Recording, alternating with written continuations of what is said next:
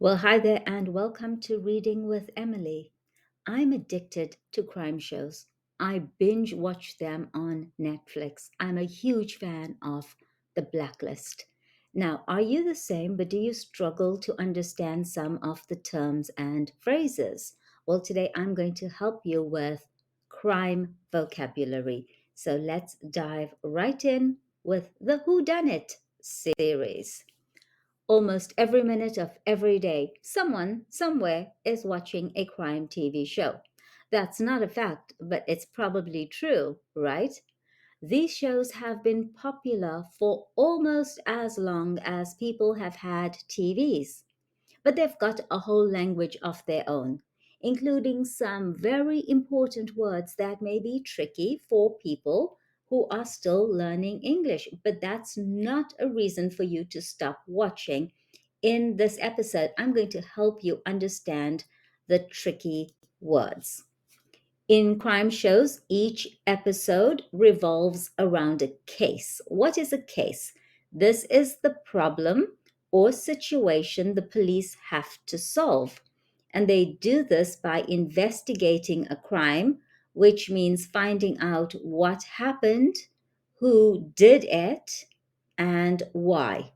So the next time you're watching a show, a crime show, think about what is the case, what is the problem or situation that the police have to solve. When police are investigating a crime, they gather evidence. And this evidence includes information or items that prove what happened. Evidence could also be in terms of DNA evidence. Watch your shows again and try to identify these aspects with the vocabulary you are learning today. They also talk to witnesses. And who are these witnesses? These are people that saw what happened.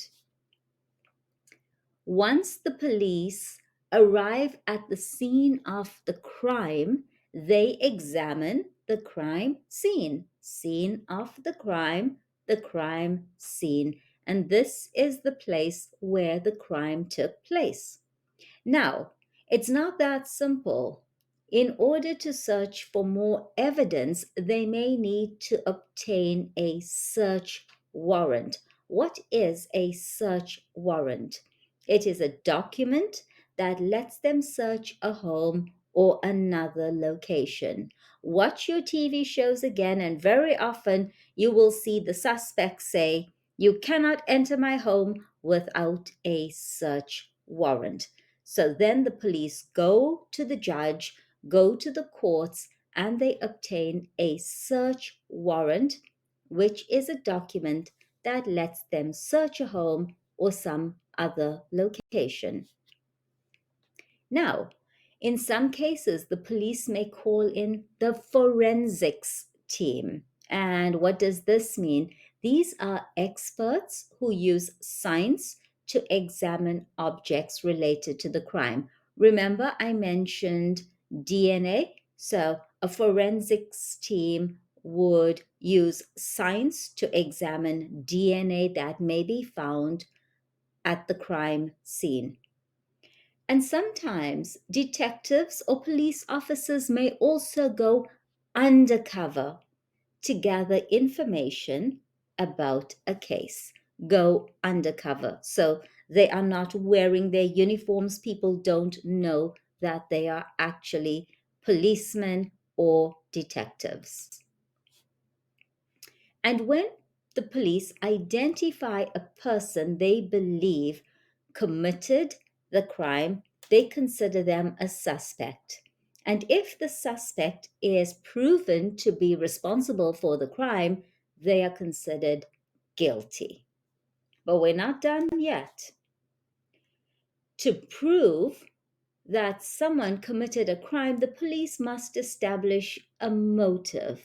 This is the reason why someone committed the crime. So, this is the reason that someone had for committing the crime.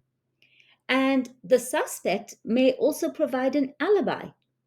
And what is an alibi? This is evidence showing they were somewhere else when the crime happened. So the police need to establish a motive. It really helps to build their case. That's the reason that the person had for committing the crime. What was the motive? But the suspect can also and very often does provide an alibi, which says they were somewhere else when the crime happened. I was in bed, sleeping. I was at dinner with my wife. I was nowhere near the crime scene. So this is an alibi. Now, being a detective isn't easy, but it can be fun to watch them on TV, which is why I'm addicted to crime shows and crime series on Netflix.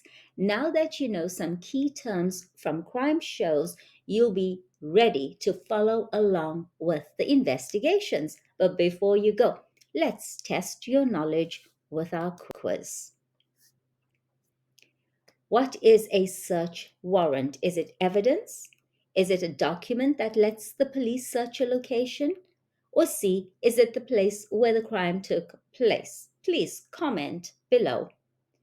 Correct. It's a document, B, that lets the police search a location.